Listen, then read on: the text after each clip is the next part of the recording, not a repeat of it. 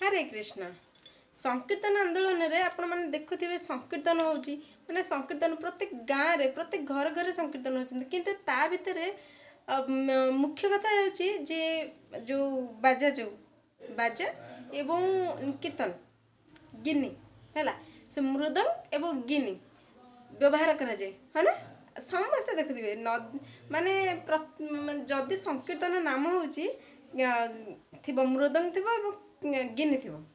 तो एमाने किए एमाने साधारण मुख्यतः ए संकीर्तन कौन करूछन आंतो बिना संकीर्तन जेमती अधूरा सी होउची